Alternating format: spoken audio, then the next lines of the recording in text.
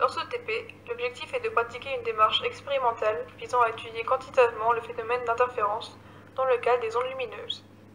Tout d'abord, le phénomène d'interférence est différent de celui de diffraction. En effet, on appelle diffraction le phénomène au cours duquel une onde qui traverse une petite ouverture ou rencontre un petit objet change de direction sans modification de fréquence ou de longueur d'onde.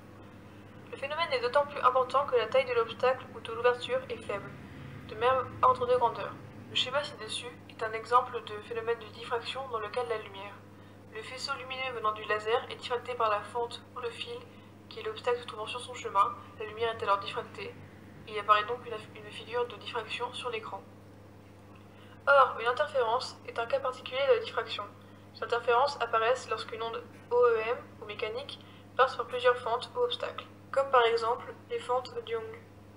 Sur une figure d'interférence obtenue avec deux fentes Young, on obtient une suite de taches lumineuses alternées de taches sombres. La distance séparant deux franges sombres ou deux franges brillantes consécutives est appelée interfrange et est notée I. On admet que I est proportionnel à la longueur d'onde de la radiation utilisée. On mesure l'interfrange du milieu d'une tache sombre au milieu d'une seconde tache sombre, ou du milieu d'une tache lumineuse au milieu d'une seconde tache lumineuse. La valeur de I, interfrange, est en fonction de trois paramètres: lambda, la longueur d'onde du laser utilisé, D, la distance fente écran, et A, la distance séparant deux fentes ou deux traits d'un réseau. La formule pour calculer la valeur de l'interfrange est I est égal à lambda fois D sur A. De plus la fente utilisée est petite, plus l'interfrange sera grande, car elles sont inversement proportionnelles. Pour déterminer avec le plus de précision possible la longueur d'onde du laser utilisé, nous avons réalisé un protocole expérimental. Nous avions à notre disposition des fentes Young séparées de distances différentes des réseaux, installées sur son support, un écran percé d'un trou et un laser. Nous avons placé sur le banc d'optique l'écran à une distance D est égale 160 cm du réseau et le laser à une distance petit d est égal à 10 cm du réseau.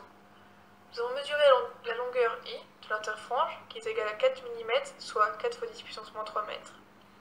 Puis nous avons calculé la longueur d'onde du laser grâce à la relation lambda est égal petit i, longueur de l'interfrange, fois A, distance entre deux traits ou deux fils du réseau, sur D, distance fente écran.